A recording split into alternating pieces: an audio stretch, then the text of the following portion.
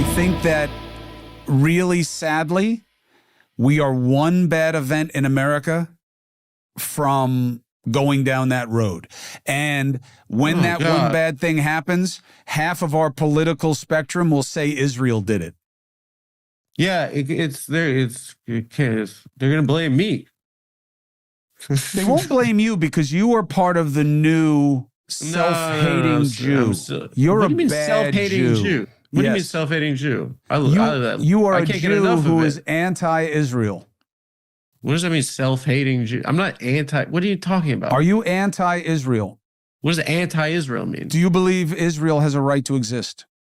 I think, yeah, people should have a right to vote. Everyone should vote. I asked you a different question. Does Israel have a right to exist? I don't think that it's kept Jewish people safe. That was the objective. I'll ask you a third time. Does Israel have a right to exist? Yeah, sure. But I think that I don't think, how are you going to have a democracy and based on an ethnic identity? You have to maintain a majority, right? So that's why these other folks live in a kind of a political limbo, right? Because you have to because if they're granted, they can vote. Right? Everybody in Israel can vote. No, I'm talking about in the occupied territories. Chris Cuomo really showed himself for who he is here with the comment about Adam Friedland, a Jewish person, being self-hating. He called you a self-loathing Jew, which I didn't know is something that Gentiles could throw around. That was before the election for his bro too. So that's driving me nuts right now. Why? I was on a show and Andrew Yang was telling me about what anti-Semitism was. It's just it's absurd to me. The annoying thing is I have Jewish friends that live here too, and all of our parents won't stop calling us because they think it's the Warsaw Ghetto in New York. Because of Zoran, or because the news tells them that it's there's mobs of murderers. Columbia is. It's New York City. It's a nice place where they're nice restaurants. No one's killing Jewish people in New York. It's still it's still the Jew. I mean, this is the real Jewish. But in reality, it's I guess maybe it didn't work as much in the primary because you can't tell people that actually live here that it is what they're saying on the news, right? Because we actually live here. Well, because Cuomo's campaign was that the city is a crime-infested anti-Semitic hellscape. And it's go outside. No one's ever I've never had a fundamentalist Muslim terrorist give me any crap in New York City. Which Friedland spoke about with Mediate. What I will say is complaining about a college student protesting us giving $25 billion to a war is just it kind of the term anti-Semitic loses its meaning. It's not good for Jewish people. It's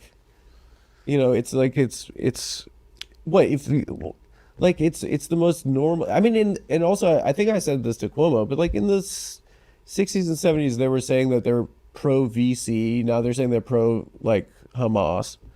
It's they're acting as if it's unprecedented, and it's not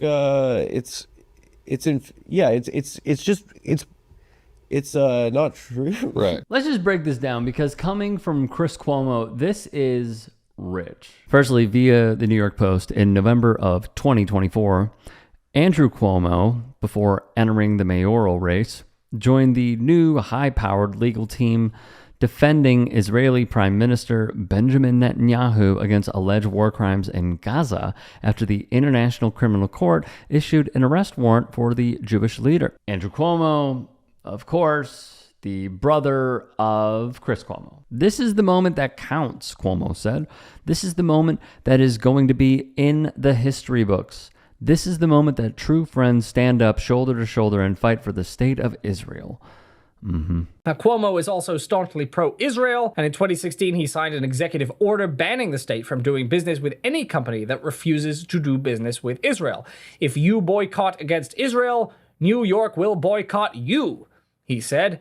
The New York Civil Liberties Union called that measure a blacklist and an unconstitutional affront to free speech. Now, that same year, long before the October 7th attacks and the current war on Gaza, Cuomo said that because Israel's enemy is obsessed, no amount of force it uses could be considered disproportionate.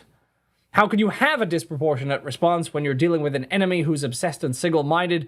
By definition, you can't be disproportionate, he said. So it's pretty unsurprising then that Cuomo joined Benjamin Netanyahu's legal team to defend the right-wing Israeli leader against war crimes charges at the International Criminal Court. Today, his mayoral campaign is being boosted by donors who support Israel.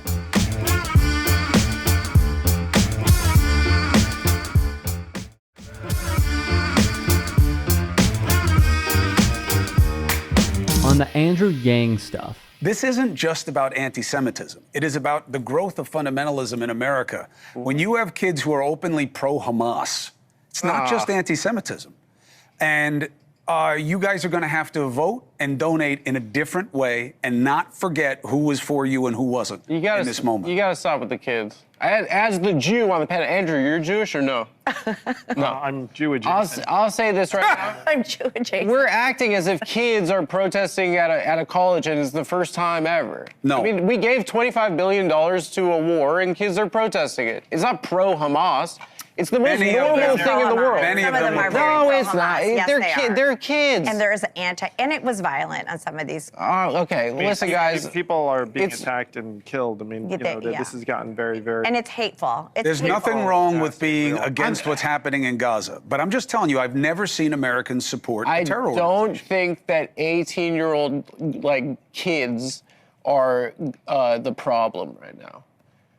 I don't think that's true. Some of it's the universities who refuse to call it hate speech. I think it's social media, and I think it's fundamentalist radicalization that's going on there. I think it's 18's an adult, man. I mean, Right. What do I have to do? No, it's not. What's Dusty saying? it's an adult.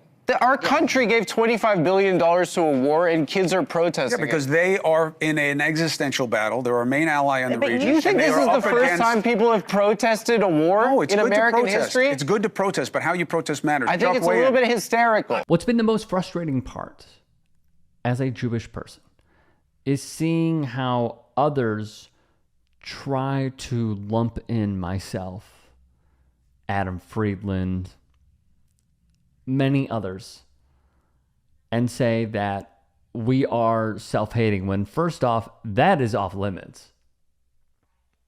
Completely off limits. Tying that together is an act of anti-Semitism from Chris Cuomo, and he should apologize for doing so. Will he? No. He will not. Second, the intersection of the Cuomos and Israel is rather interesting because if one remembers when Zoran Mamdani was on that debate stage with the other candidates, the moderators tried getting a gotcha moment and saying, where's the first place you're going to visit? Obviously, knowing the Cuomo's history, Andrew Cuomo said Israel. When Zoran Mamdani said, I'm going to stay in New York and help New Yorkers. Huh? What kind of a question is that? So seeing these sort of attacks coming from not only a certain faction of the Democratic Party, centrists, but also the Cuomos is just chef's kiss. It's almost like when the Raiders took on the Bucs in the Super Bowl and one team knew the other's plays. That's all that this is. I could see this coming from a mile away.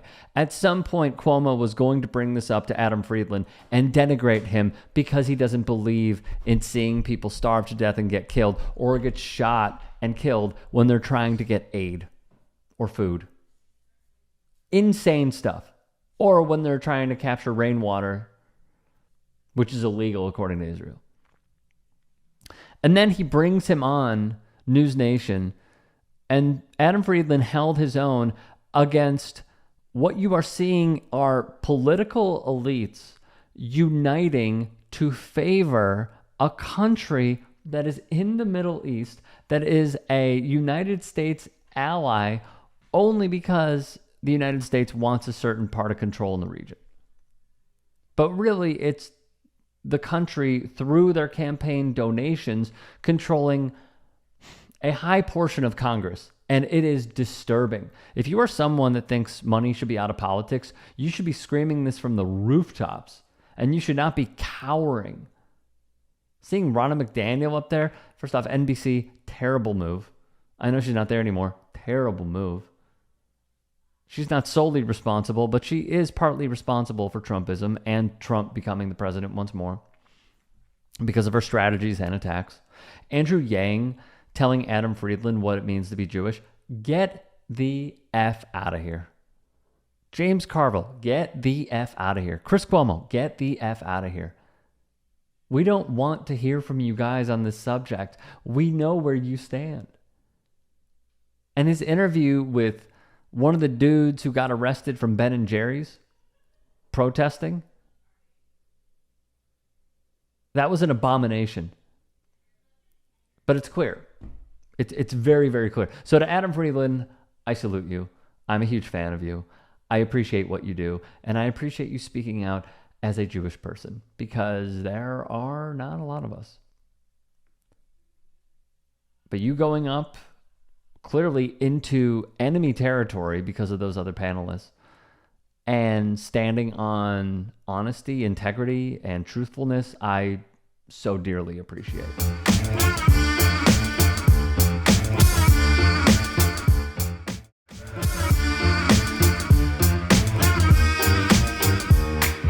But the WNBA is not even profitable, though. They're not even profitable. They're asking for more money. They don't even generate revenue like the NBA does. They're not profitable. Why are they wearing T-shirts for asking more revenue? The NBA is profitable, though. They want more, like 50%, but they only get 9%. They shouldn't be wearing shirts. They're not even, do you know the revenue projections? They lost like $50 million. This video was titled, "This is how the WNBA shirts got a lot of y'all sounding," from the great Kev on Stage. Your CBA is coming up, and that's a big fight in itself. Y'all ready? Well, I've been ready. I've been ready years ago. I was ready to sit out. But like you said, we've always been at the forefront. That's been the blueprint since I came into the league. I was like, oh, we some bad women. When we feel something, speak it. When we don't like something, say it. So that's always kind of been us. But into this new CBA, yeah, you gonna give us our money and you gonna give us our money now, because we understand basic economics. Like, you're talking to a league that we don't have leniency of, like, we can't go one and done.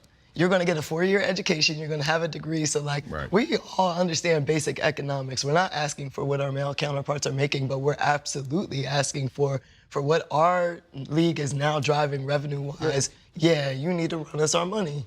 You have to take care of the product on the court, because that is what makes your product overall better. So, in this new CBA, no, we're fighting for more money. We're fighting for more rights. We're fighting for the next generation of women, right? So that they don't have to go through these same battles that we're going through today. Even though things like, people don't know, we don't even get nothing off our jersey sales. Right. How is that even possible in a league where it's like, shit is sold out, so why am I not receiving money for that? If unaware what has gone down recently. Yeah, Malika, these shirts had been in the works for about a week leading up to Saturday night's game. And it was really spearheaded by the leaders, the player leaders of the PA. As you heard Kelsey Plum say, they wanted to make a collected, united statement. And they felt they don't have to use words to do that. We know that in 2020, they wore shirts that supported the Black Lives Matter movement. They've also worn shirts that supported Brittany Griner when she was being detained overseas. So they knew that shirts would be a powerful and useful way to get their messaging across. Now, there was a players only meeting on Saturday morning, very early, around 8 a.m. So a couple people didn't quite make it down. We all know how big of a party All-Star Weekend was, but the meeting was just to get on the same page, to make sure everyone felt comfortable wearing those shirts and that everyone was ready to go out and make this statement, take the message, the conversations that they've been having behind closed doors for the last couple months, and bring them to the national forefront. As you said, Malika, this was such a huge All-Star Weekend. So many eyes were on this weekend. They knew that they could really get their point across here. Where do things stand in these CBA negotiations and conversations? Yeah, it seems like they're at a little bit of a standstill. The part that is really holding everything up is the topic of increased salary, and what the players are saying is getting a bigger piece of the pie when it comes to revenue shares. WNBA players wore "Pay Us What You Owe Us" shirts, right? Take a guess what faction of media hated it. This is a sign of how desperate they are. This is a sign of how delusional they are. This is a sign of how dumb they are.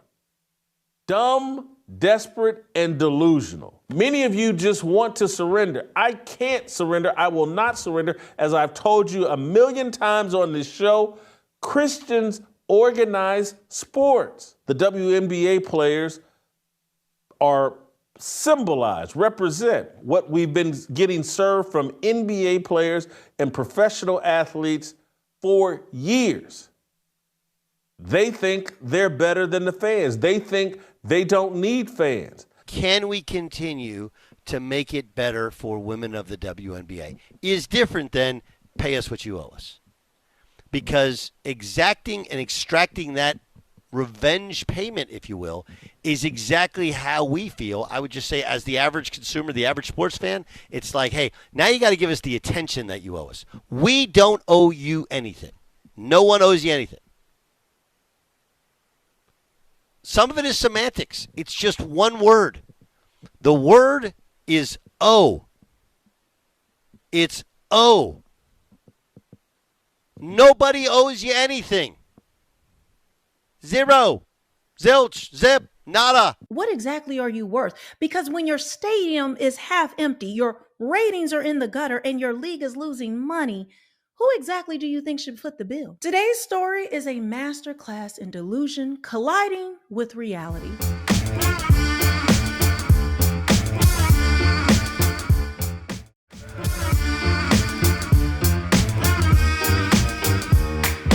But you got to read the room, and by the room I mean the country. If the WNBA ceased to exist tonight, the marketplace would not shift one iota. It wouldn't even recognize it. It wouldn't even notice. Like, literally, outside of just a few diehards that are out there that, you know, just swear by women's basketball, especially women's pro ball, if it went away, we wouldn't even recognize it. They'd have to tell us that they went away for us to even know it happened. And I know some people are offended by me saying that, but I'm just being honest. So let's get into it, starting here. The Post has more. They landed on "Pay Us What You Owe Us" as the simplified version that they made concerning their beef, which was billed as the eternal fight of corporate America against the people, as bite-sized and palatable as possible to grab attention and gain support. Those words should resonate with all of us. The WNBA players are not asking for NBA money. They have never asked for NBA money. Currently, they get about 9% of the their portion of things is 9%.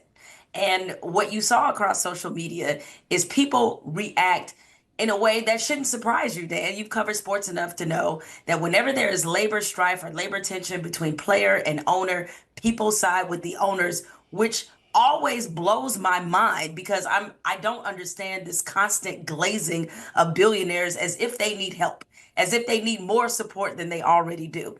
And so already you see how these pieces are aligning when it comes to how fans and how people who are casual observers feel about this fight that they are waging.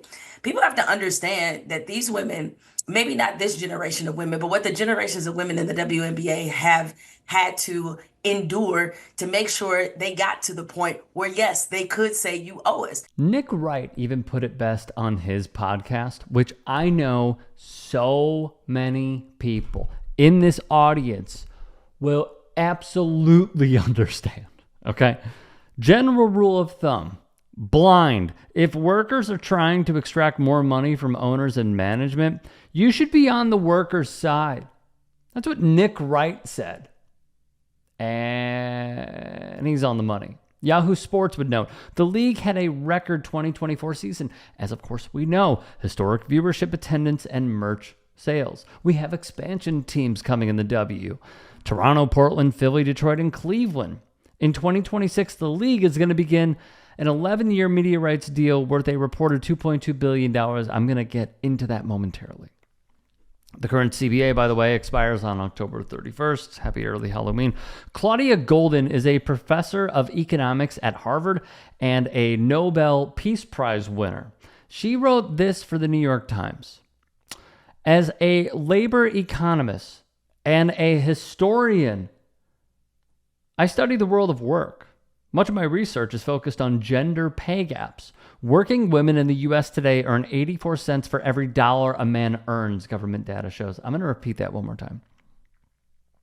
Working women in the U.S. today earn 84 cents for every dollar a man earns. My job is to question that data. She would add, gender discrimination remains a major problem, and there is now a prominent example for everyone to see: professional basketball. Before I continue, very quickly, I want to make something super effing clear. Instead of looking at guys like Jason Whitlock and the Nelk Boys and vibes-based podcasters and presenters, we should be getting our information from professionals in their respective fields, like Claudia Golden. Instead of hearing hot take artists on Fox Sports Radio go, women asking for more money, no. What we should be doing is focusing on someone like this, who is putting her work out there for everyone to see, to understand, to educate themselves a little bit better, but I digress. The average NBA player's salary, according to Golden, is around $10 million in the current season. That is 80 times what the average WNBA player earns, about $127,000. There was another really important point where everyone says, like, oh, well, the NBA owns all of the W. That's the problem here.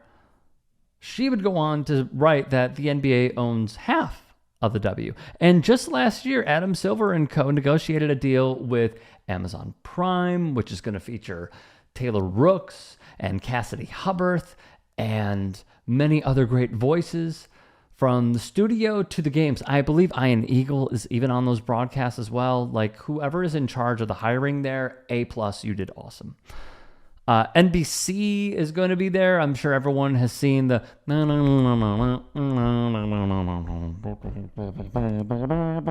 so they're going to be on there as well. Disney is on there as well. So they're going to broadcast both leagues' games over 11 years. That total is $77 billion. Of course, the most important variable is us. It's viewer attention, because that dictates how much someone can sell for a certain ad to be placed somewhere, right? In 2024, the W's total attendance was 1/10 as large as the NBA's. Of course, there are far fewer teams in the W. Thus, the adjustment would suggest the average W salary should be roughly 1/4 to 1/3 of the average NBA salary to achieve pay equity. The next line she would type is rather devastating. Instead, the average W salary is a minuscule fraction, a mere 1/80th of the NBA salary. There's also a talking point of, well, the NBA is losing money on the WNBA. Why are they asking for more? And Golden would rebuke this as well. NBA owners claim they lose money on the W, yet the recent willingness of investors to pay high sums for WNBA expansion teams suggests quite the opposite. In the league's joint venture, management is not giving the W enough credit for the attention and money its players attract. I would love to see somebody like those blokes on Fox Sports Radio or a Whitlock debate this person, because they have no argument. They're going off of, to some degree, I'm not saying all of them are doing this, but to some degree, misogyny, and others just flat out misinformation. And it's a damn shame, because they have humongous audiences on the right that make us look like tiny peanuts. I've requested an interview with Claudia Golden on my independent venture, The Rick Strom Show, and if that does happen, I will keep y'all updated.